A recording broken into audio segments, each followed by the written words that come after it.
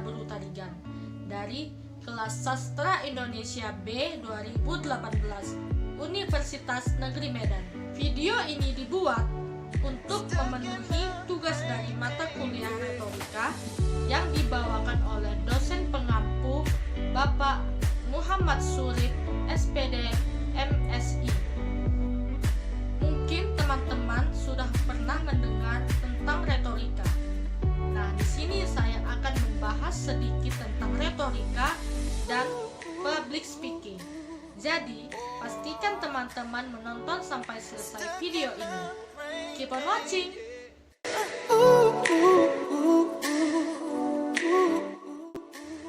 Teori ini menjelaskan mengenai inti dari komunikasi adalah persuasi, yaitu komunikasi yang terjadi ketika seorang pembicara menyampaikan pembicaraannya kepada khalayak dalam mengubah sikap mereka. Aristoteles berpendapat bahwa komunikasi dapat berjalan jika terdiri dari 3 unsur, yaitu pembicara, pesan, dan pendengar.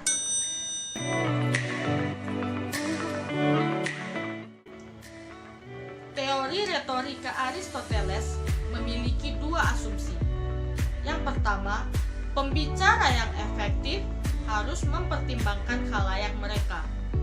Dalam konteks public speaking, Aristoteles merasa bahwa hubungan antara pembicara dengan khalayak harus dipertimbangkan.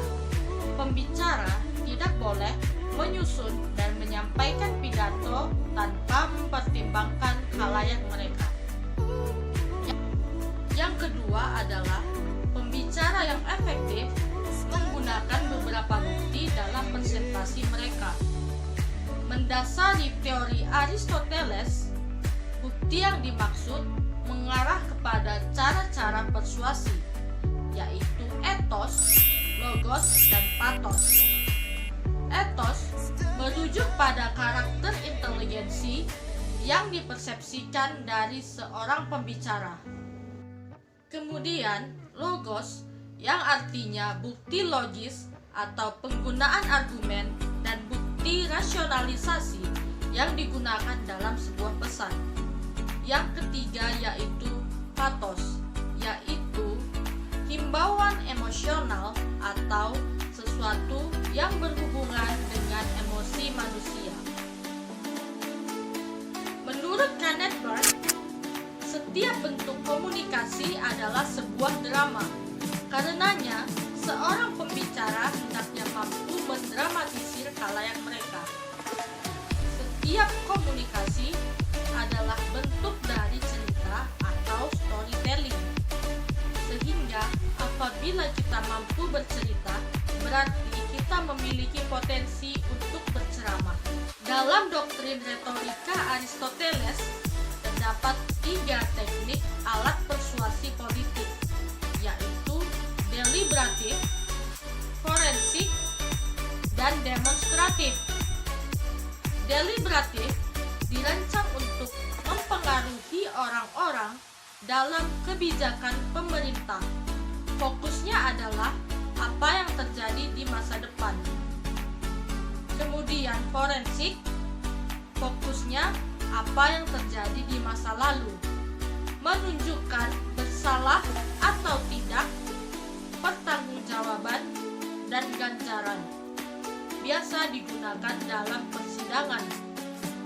Yang terakhir adalah demonstratif, memfokuskan pada epidetik, sebuah wacana yang memuji dan menjatuhkan.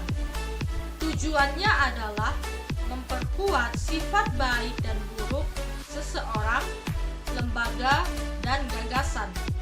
Dalam contoh kampanye politik.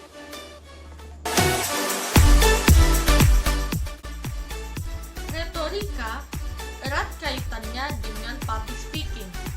Public speaking yang cakupannya lebih luas, secara harafiah artinya berbicara di depan umum, dan utamanya adalah pidato dan ceramah. Public speaking mencakup semua aktivitas berbicara di depan umum, termasuk presentasi, diskusi, membawakan acara atau MC, briefing, dan mengajar di kelas. Presenter TV dan penyiar radio pun termasuk melakukan public speaking. Dilihat dari banyaknya jumlah audiens, walaupun tidak bertatap muka langsung.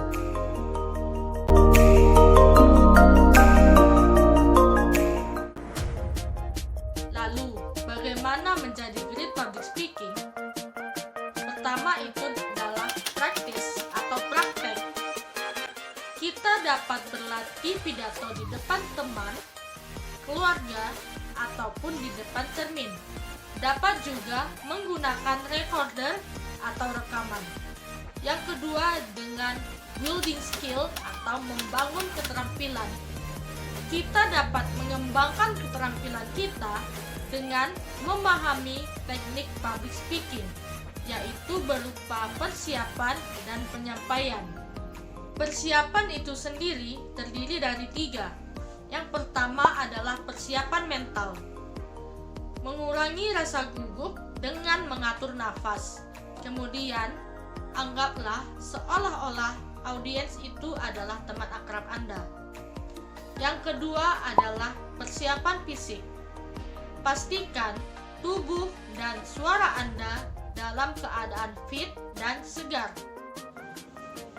Jaga agar tenggorokan dan mulut Anda dalam keadaan basah dengan meminum air mineral. Yang terakhir adalah persiapan materi.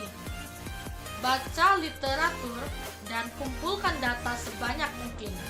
Karena semakin luas pengetahuan dan wawasan Anda, maka Anda akan semakin percaya diri.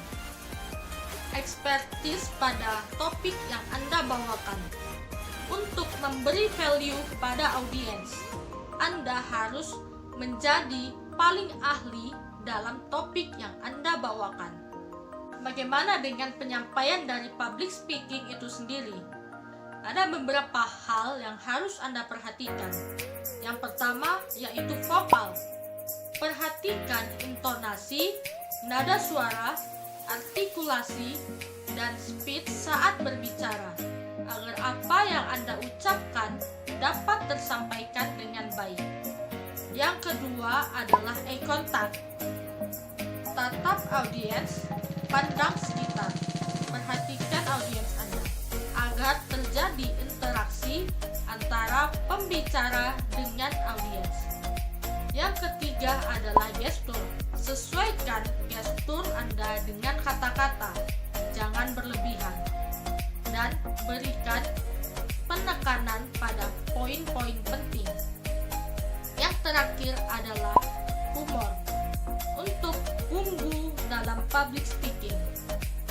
Karena humor dapat mengurangi ketegangan dan dapat memberi kesempatan kepada audiens untuk tertawa. Nah, teman-teman sudah mengetahui tentang retorika dan bagaimana menjadi great public speaking. Saya harap teman-teman dapat mempraktikkannya juga. Dan jangan lupa untuk like dan share video ini agar teman-teman yang lain juga dapat mengetahui yang sudah kita ketahui. Terima kasih sudah menonton video ini dan saya minta maaf atas kesalahan kata. Terima kasih dan sampai jumpa.